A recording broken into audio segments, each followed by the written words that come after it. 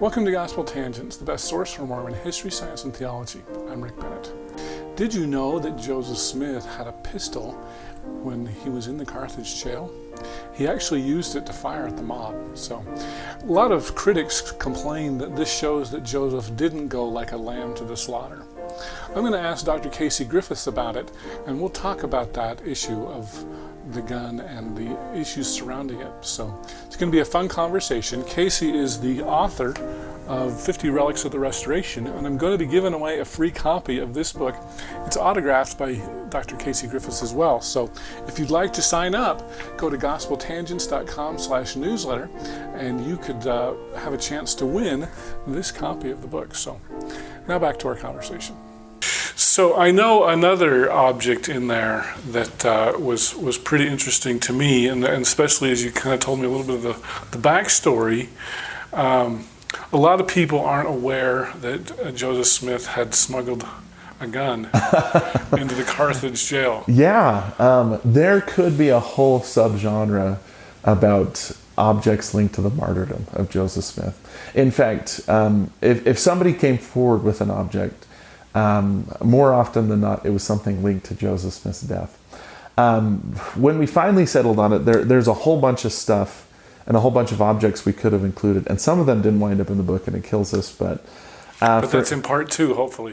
In part Go two, buy the book so we can get a part two. We want to see these other 50. Part two, hopefully. But things like the pepper box pistol. Right. For instance, Joseph Smith fired a gun at Carthage Jail. There's really no dispute about that in the story.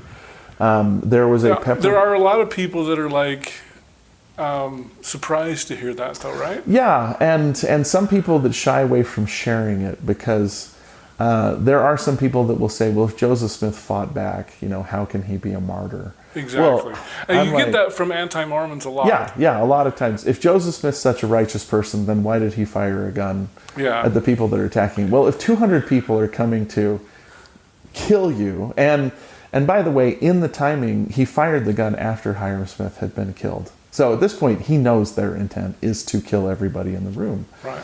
In fact, the way that both Willard Richards and John Taylor tell the story is that the mob attacks the jail. I should back up a little bit here. Yeah.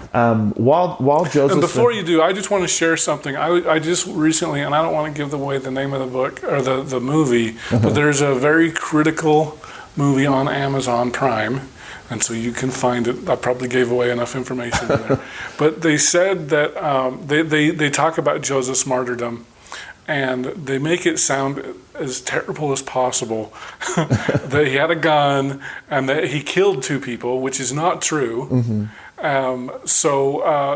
My other question about the Carthage Jail itself, it doesn't seem like a jail in the modern sense. Was it really a jail? Well, I mean, Carthage is a frontier village, and so it did have a jail cell. I mean, you've been there. Yeah. And you've seen the cell. But right? it doesn't have a lot of bars on the windows? Yeah, well, I mean, there's the one room that does have bars and, no windows and looks like what you would imagine a 19th century jail to look like. But everybody that sees Carthage Jail, says it looks like a house. Right. It's kind of a letdown when you get there. Well, especially compared to Liberty Jail. Yeah, it's not as visceral as Liberty Jail, but that's because the jailer literally lived in the jail. Like most of it, other than one room, was guest quarters, or living space for the family that's there. And it might surprise people to know that Joseph Smith had people in and out the entire span of days he was in Carthage Jail. The 4 that are there the day that Joseph Smith is killed, Joseph Smith, Hyrum Smith, Willard Richards, and John Taylor, are the 4 that are there the entire time. But Dan Jones, Samuel Smith, Cyrus Willock, there were all kinds of members of the church that were coming and going during this time. And Cyrus Willock, who was a member of the Nauvoo Legion, apparently was the person that smuggled in the pepper box pistol. So while Cyrus Willock says that he just put it in his pantaloons. So it's a small pistol. Yeah, which again makes me think maybe security wasn't so tight at Carthage Jail. This is the way the story is told. He smuggles it into Joseph Smith and says, you might need this just in case. They also have a single shot pistol with them as well, and then a couple what they call rascal beaters or or canes that are there. Well, while the attack is happening on Carthage Jail, obviously Joseph and the other four move away from the windows. That's where the bullets are coming in. A contingent of men come into the jail, try to force the door open, and the four of them are blocking the door. Hiram Smith is apparently right next to the door, holding it with all his weight when the mob decides to shoot into the door. You can see the bullet hole in the door. Hits Hiram Smith in the face. That's another object in this book, by the way. The death mask of Hiram Smith has a clear distortion on the side of his face where they had to plug the bullet hole with cotton before they made the death mask. So again, that's another visceral example of what happens. Hiram gets hit in the face. He falls back to the ground, says, "I am a dead man," and Joseph leaves the door. Now, in context, imagine what's happening here. Instead of 4 people holding the door, now you've got 2 people holding the door.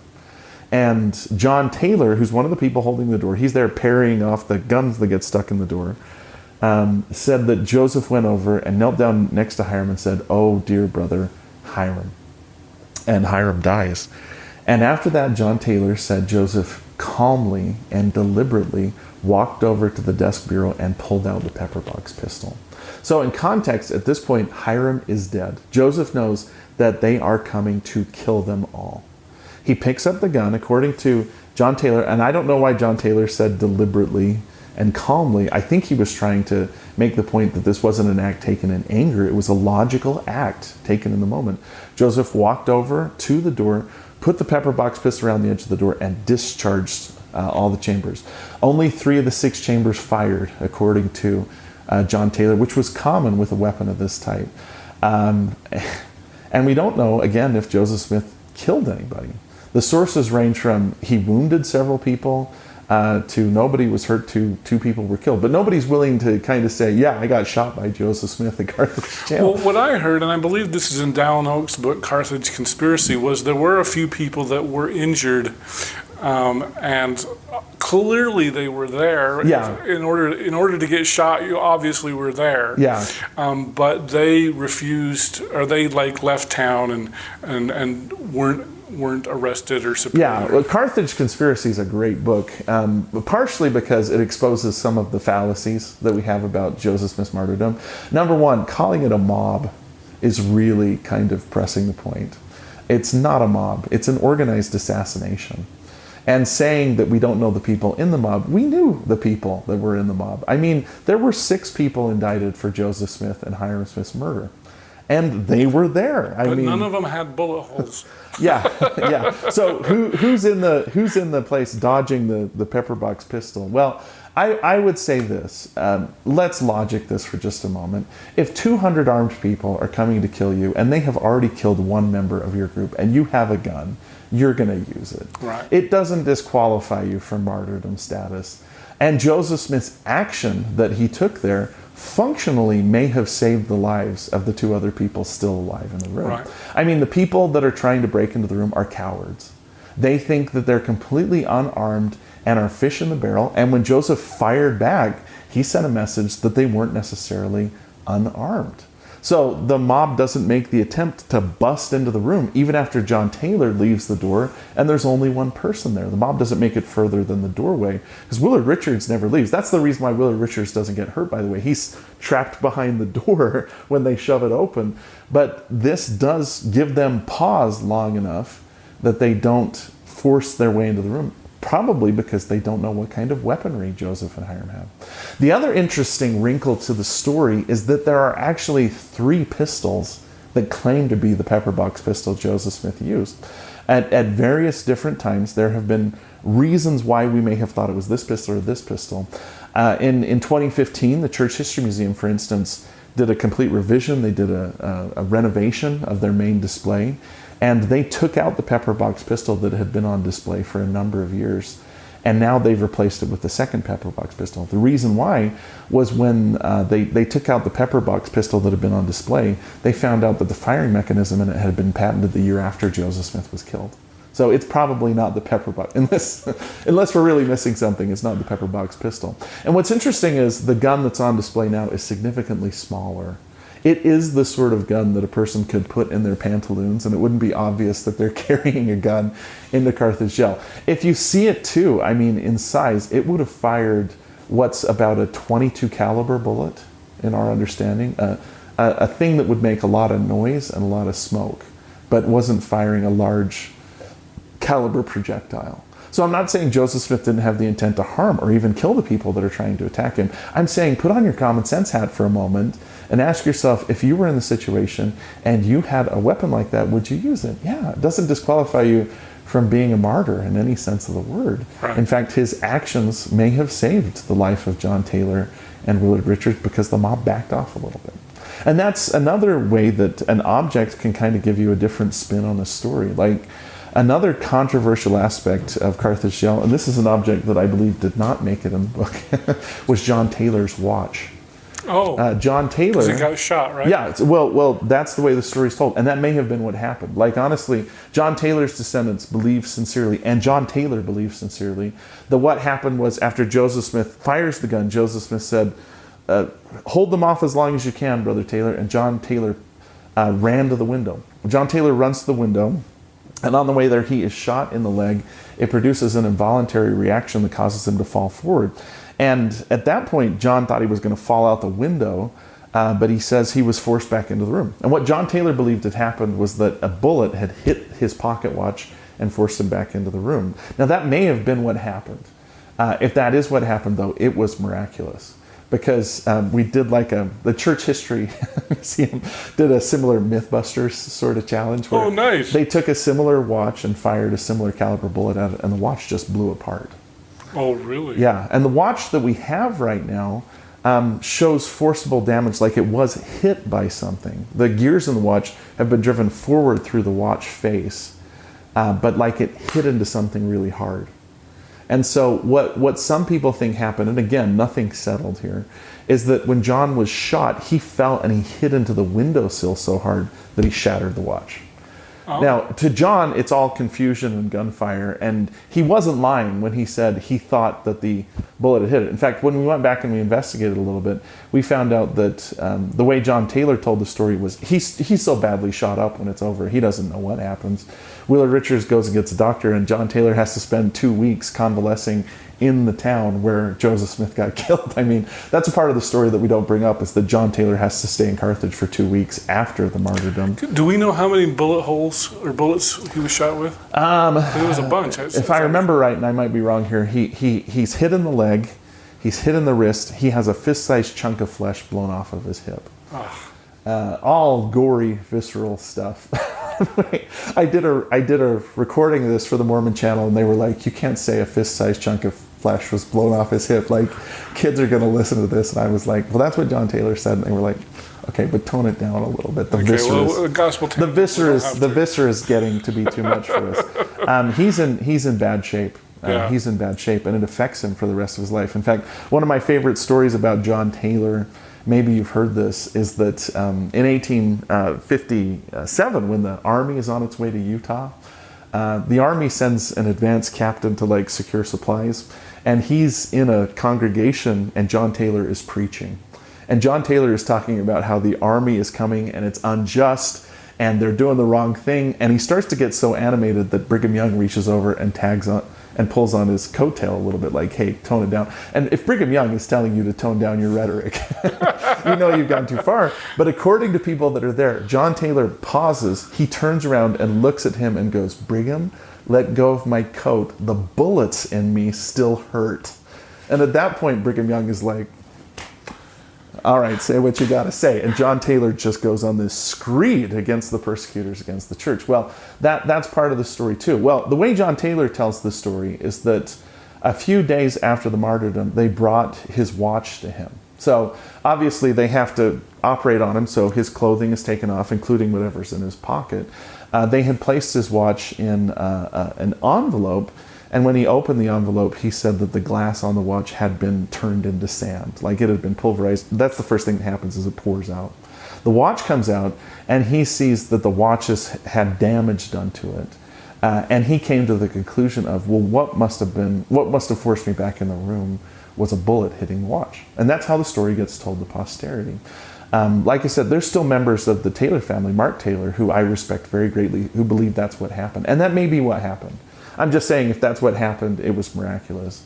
Other people believe that what happened was this John Taylor, as he fell, hit into the windowsill, and that's what's pulverized the watch. Because if you look at the watch itself, you can see these two little holes in it. And by the way, there's a great photograph of this on the church's website. Those holes aren't bullet holes. The watch itself is about this big, and the holes are the size of BBs. They're gears. The gears of the watch had literally been driven through the face, which means something had hit the face so hard that the gears of the watch were what shattered it in and of itself. And so, like I said, something like that that's a fairly straightforward story is more complex when you start to do sort of a CSI Carthage Jail and do a forensic analysis of the events and the objects associated with it. And the martyrdom of Joseph Smith, like I said, and the subsequent time of his death produces a lot of these so-called sacred relics. I mean, a recent book on Joseph Smith's death was called American Crucifixion. And to Latter-day Saints, Joseph Smith's martyrdom has in some sense parallels to the death of Christ, where early Christians wanted a piece of the cross or one of the nails or something like that. Latter-day Saints want something from the martyrdom, something that commemorates Joseph Smith's death. And in some ways that are ghoulish, in some ways that aren't. I've always been moved by Spencer W. Kimball coming to Carthage Jail and someone pointing at the blood stains on the ground and President Kimball saying, we need to clean that up. So there's still a bullet hole in the door, but President Kimball saying, hey, the blood stains are still a little ghoulish. But also in this book too, another object are the clothes that Hiram Smith was wearing when he's killed, which still have blood stains on them. Eldred Smith, who's a literal descendant of Hiram Smith, he's the last general patriarch of the church, right.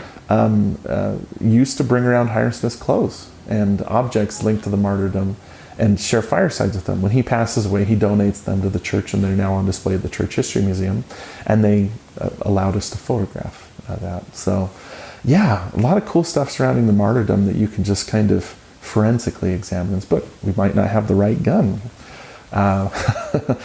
There's even so you think it is the right gun? I think the one they have right now is the right gun. Sure. Yeah, and so do the people of the Church History Museum. And I'll say this: the people of the Church History Museum really know their stuff. Like, they are very, very respectful and conscious of what they're doing, and they want the story to be told accurately. Like, I came away deeply impressed that the people at the Church History Museum deeply respect this history and sort of see their stewardship. But the people of the Church History Museum also see their object, part of their stewardship is to present new angles to the story, to try and help it understand different things. Like, one of the guys that I worked with at the Church History Museum, his job is to literally search out weird iterations of Mormonism. He found weird iterations. Like, he was telling me he found someone who makes fake garments, like fake temple garments, and sells them online. Oh, really? They have an online store for people that are ex-members of the church that might miss wearing garments, so they make fake garments. Or they also sold them as Halloween costumes. And this guy had purchased some of those, just for posterity, to say, hey, this is something weird that was happening in the 21st century. They're probably never going to be able to put it on display, but they wanted to have it in their collection as a way of creating a physical record of the restoration as well.